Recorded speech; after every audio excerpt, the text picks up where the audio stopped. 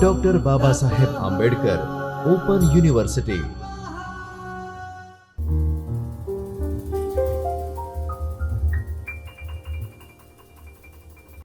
नमस्कार विद्यार्थी मित्रों, डॉक्टर बाबा साहब आंबेडकर ओपन यूनिवर्सिटी के चैतन्य स्टूडियो से मैं डॉक्टर आकृति चंद्रा, असिस्टेंट प्रोफेसर हिंदी, आप सभी का स्वागत करती हूँ।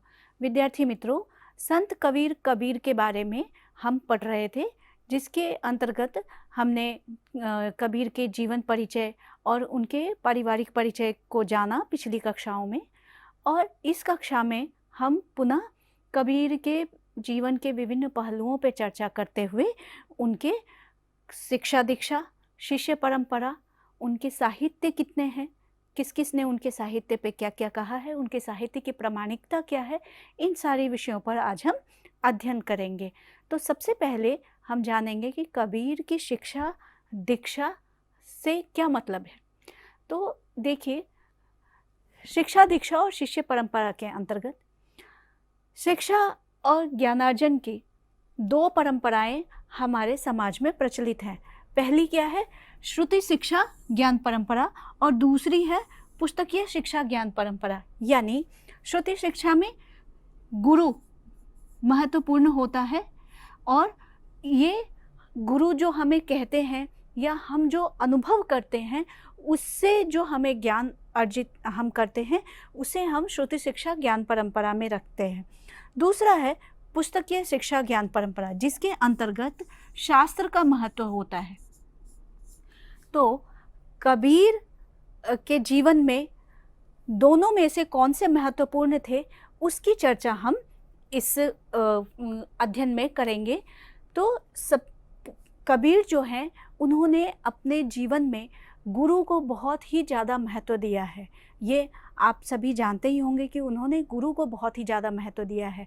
और पुस्तकों के बारे में उन्होंने कहा है कि पुस्तकीय शिक्षा जो होते हैं वो व्यर्थ होते हैं, वो भटकाने वाले होते हैं। तो कबीर जो है वो पुस्तकीय शिक्षा को व्यर्थ मानते हैं।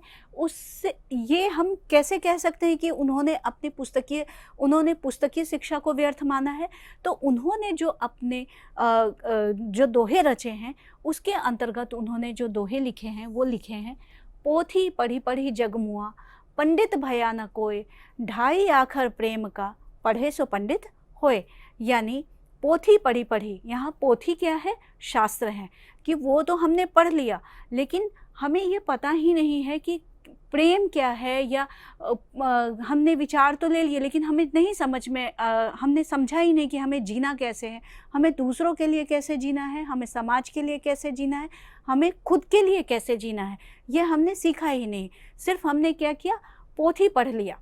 तो इससे ज्ञान नहीं आता है। तो पहला दोहा जो कबीर जिससे पुस्तकीय ज्ञान को खारिज करते हैं, वो पहला दोहा यह है। दूसरा है, कबीरा संशय दूर कर, पुस्तक देई बहाए, पढ़ी पढ़ी पंडित हो गए, दूब न चिन्हे खाए। यानी आपने पुस्तक को पढ़ लिया और उसके बाद उसकी शिक्षा जो है, आपने पुस्तक से जो शिक्षा ली उसको दिमाग में बिठाया नहीं। आपने एक पुस्तकीय ज्ञान लिया, लेकिन आपको अभी तक वह ज्ञान है ही नहीं कि धूप को कैसे पहचाना जाए। धूप का यहाँ पे प्रतीक में अर्थ है, धूप का मतलब कोई भी छोटी चीज़ से लिया गया है, कि छोटी चीज़ को भी आप पहचान नहीं पा रहे हैं, लेकिन आपने पुस्तकीय ज्ञान पूरा ले लिया है और उसमें आप पंडित हो गए हैं, लेकिन आप धूप तक को नहीं पहचान पा रहे हैं। तीसरा है, तू कहता कागद की लेखी, मैं कहता आखिन की देखी, मैं कहता सुरझावन हारी, तू रखियो उलझाई रे। यानी मैं अगर आंखों देखा कहता हूँ, मैं पुस्तकीय ज्ञान की बात नहीं करता हूँ, मैं आंखों देखी बात करता हूँ, वो बातें जो हैं वो किसी भी विषय को सुलझाती हैं, और तुम पुस्तकीय ज्ञान लेकर के जो भी बातें कहते हो वो बातों को उलझाती हैं। तो इस तरीके से हमें यह पता चलता है कि कबीर जो थे वो गुरु को महत्व देते थे और पुस्तक को, शास्त्रों को कम महत्व देते थे। उन्होंने पुस्तकीय ज्ञान को कम महत्वपूर्ण माना है, व्यर्थ माना है, और गुरु की महिमा, गुरु के उपदेश या गुरु के जो वचन हैं उसको ज़्यादा महत्व दिया है, अपने अनुभवों को ज़्यादा महत्व दिया है शास्त्र के ज्ञान के तुलना में। अब देखिए, कबीर का एक पंथ है, कबीर पंथ नाम से जो जाना जाता है, वो भी कहता है कि कबीर के वचन जो हैं और कबीर की जो शब्द हैं उसकी महत्ता हमारे पंथ में ज़्यादा है। कबीर कबीर के बारे में इस पंथ की यह मान्यता है। माता प्रसाद गुप्त हैं, जो कि कबीर पे उन्होंने बहुत अच्छा काम किया और बहुत बड़े विद्वान रहे हैं। उन्होंने कहा है कि जितने भी संत संप्रदाय हुए हैं उनमें वाणी की जो है प्रमुखता है। क्यों? क्योंकि जितने भी संत संप्रदाय के जो कवि हैं, जो रचनाकार हैं, वो निम्न वर्ग से आते हैं। उन्होंने बहुत ज़्यादा अध्यापन नहीं किया, लेकिन उनके जीवन में उन्होंने जो झेला है और जो अनुभव किया है वो काफ़ी ठोस है। वो शास्त्रों से नहीं, वो समाज से अर्जित ज्ञान है। तो इसलिए इनके संत संप्रदाय में जो है वो वाणी संग्रहों की जो है वो एक परंपरा मिलती है और वाणी की प्रमुखता मिलती है। अब कबीर जो है वो श्रुति ज्ञान परंपरा को महत्व देते हैं, यानी गुरु को महत्व देते हैं, अपने अनुभवों को महत्व देते हैं। यानी सतगुरु जो सही में आपको ज्ञान दे, जो सच्चा गुरु होता है उससे सगा कोई नहीं होता। सतगुरु जो हमें ज्ञान देते हैं, ज्ञान का दान देते हैं, उससे बड़ा कोई दान नहीं होता। हरि जी यहाँ पे हरि को भी कहा गया है और गुरु को भी कहा गया है। उससे बड़ा कोई हमारा हितैषी नहीं होता। और हरिजन के सिवा, यानी जो हरि जी की सेवा करते हैं, जो भक्ति में लीन रहते हैं, उससे बड़ी कोई जाति नहीं होती। काशी में हम प्रकट भये रामानंद चेताए। रामानंद ने कबीर को आध्यात्मिक ज्ञान दिया था। ये पिछली कक्षा में भी बताया था कि कबीर के गुरु जो हैं, विभिन्न विद्वानों ने कबीर के गुरु के रूप में रामानंद जी का नाम लिया है। लेकिन कबीर जो अपने अंतःसाक्ष्य में कहते हैं, ठीक है, वह अंतःसाक्ष्य में कबीर ने किसी को अपना गुरु नहीं कहा है। हाँ, उनको श्रद्धा भाव दिया है, लेकिन उनको गुरु नहीं कहा है। गुरु उन्होंने अपने आत्मज्ञान को, अपने अंदर जो आत्माराम है उनको कहा है, जो कि बुद्ध और महावीर भी वही कहते हैं। भगवान महावीर और बुद्ध जो है, जो आपदीपो भव कहते हैं कि अपने अंदर के जो ज्ञान है उसको प्रकाशित, उसको जलाओ, उसको ही कबीर जो है वो अपना गुरु मानते हैं। और इसी कारण कबीर जो है वो एक तरीके से बुद्ध और महावीर की परंपरा को आगे बढ़ाते हुए दिखते भी हैं। तो अभी हम ये देखते हैं कि कबीर के जीवन में गुरु का महत्व किस किस तरीके से है। सदगुरु के प्रताप से मिटी गयो सब दुख दंड, कह कबीर दुविधा मिटी, गुरु मिलिए रामानंद। सदगुरु के प्रताप से सभी जो है दुख दर्द जो है वो मिट जाता है। और कह कबीरा दुविधा मिटी, जो भी हमारे अंदर जो द्वंद्व चलता है, जो हम कुछ नहीं जानते हैं, वो भी सदगुरु से ही मिलती है। और गुरु किस रूप में मिले हैं? रामानंद के रूप में मिले हैं। गुरु गोविंद दोऊ खड़े, काके लागो पाए, बलिहारी गुरु आपनो, गोविंद दियो बताए। ईश्वर से भी जो हमारा संपर्क है वो गुरु ही करवाता है।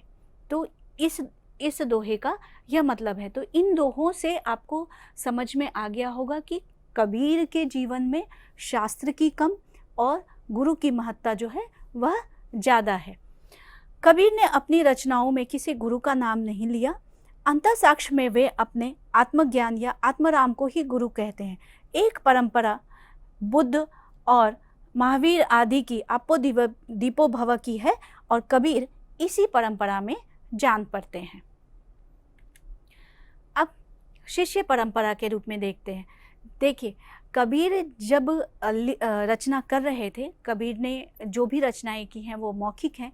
कबीर जब रचनाएं कर रहे थे तो ऐसा नहीं है कि वो खुद से लिख रहे थे। उन्होंने खुद ही कहा है, मसी कागज छुइयो नहीं, कलम गढ़ियो नहीं हाथ, यानी कि वो उन्होंने कभी लेखन नहीं किया है। तो उस कारण से जो है उनकी जितनी भी चीज़ें हमें मिलती हैं वो थोड़ी अपर्याप्त हैं और अप्रामाणिक हैं। लेकिन फिर भी जब जो उस टाइम के लोग थे, जो उनके परवर्ती लोग थे, उन्होंने समाज में एक दूसरे के बारे में हम जानते तो हैं। एक कमाल है, दूसरा कमाली है। कमाल कबीर के पुत्र का भी नाम है और कमाली कबीर की पुत्री का नाम है।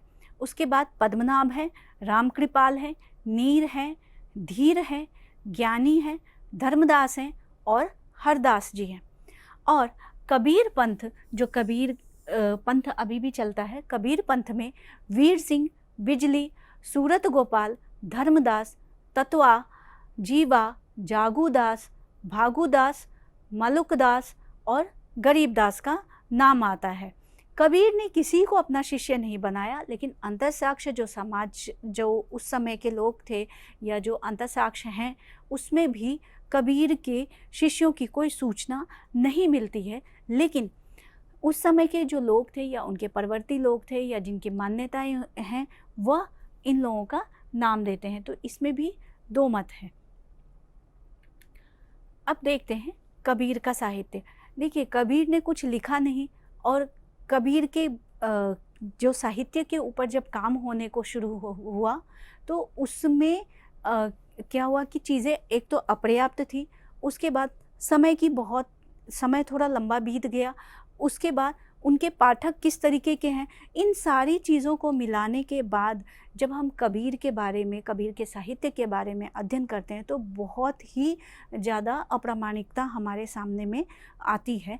और लेकिन फिर भी कबीर के अंतःसाक्ष्य को देखते हुए, कबीर के उस समय की जो लोगों ने लिखा है कबीर के बारे में, उन सारी चीज़ों को लेकर के कुछ काम हुए हैं, जो आधुनिक अनुसंधान हुए हैं वो कुछ काम हुए हैं। तो उसके बारे में हम आज इस कक्षा में अध्ययन करेंगे। कबीर पंथ में कबीर की वाणी को बहुत ही महत्व दिया गया है, ये हम सभी को पता है। कबीर की वाणी की कोई सीमा नहीं है, यह कबीर पंथी मानते हैं। उसी को लेकर के उन लोगों में एक दोहा बहुत प्रचलित है, जेते पत्र बनस्पति ओ गंगा के नैन, पंडित विचारा क्या कहे कबीर मुख बैन। यानी कि जितने भी वनस्पति हैं, जितने भी पत्ते हैं, और गंगा नदी में जितने भी बूंदे हैं, कबीर की वाणी भी उतनी ही है। पंडित विचारा, पंडित क्या कहेगा जितनी की कबीर की वाणियाँ हैं। तो कबीर पंथ में यह एक दोहा काफ़ी प्रचलित है। और कबीर ने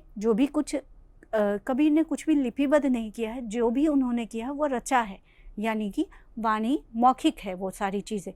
तो इन सारी चीज़ों को देखते हुए बहुत ही हमें अप्रामाणिकता का सामना करना पड़ता है, क्योंकि श्रद्धालु हैं जो अपने तरीके से कोई भी दोहे होते हैं और वो अपने श्रद्धे के नाम से उस दोहे को आगे बढ़ाते हैं। तो हमारे सामने प्रक्षिप्त जो दोहे हैं कबीर के नाम से, वो काफ़ी सामने आती हैं। तो हम आज उन्हीं दोहों की प्रामाणिकता, अप्रामाणिकता और किसने किसने क्या कहा है उसके ऊपर आज हम बात करेंगे।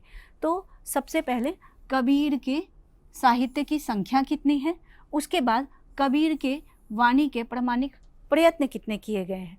तो सबसे पहले हम देखते हैं कबीर के साहित्य की संख्या कितनी है, क्योंकि हमारे पास में कुछ भी प्रामाणिक नहीं है, इसलिए हम कुछ भी निश्चित ढंग से नहीं कह सकते, लेकिन विद्वानों ने इसके ऊपर कार्य किया है, तो उस हिसाब से हम देखते हैं। कबीर साहित्य की जो पहली समस्या है वह है उनके मूल साहित्य की संख्या कितनी है। ठीक है, तो इसके लिए सबसे पहला प्रयास जो है वो G.H. वेस्टकाट ने किया है। G.H. वेस्टकाट ने अपनी पुस्तक कबीर और कबीर पंथ में 82 ग्रंथों की संख्या मानी है। उसी तरीके से मिश्र बंधु हैं जो बहुत ही बड़े विद्वान हैं हिंदी साहित्य के, उन्होंने अपने हिंदी नवरत्न जो 1910 में प्रकाशित हुई उसमें 75 मानते हैं। 75 मानी है कबीर के ग्रंथों की संख्या।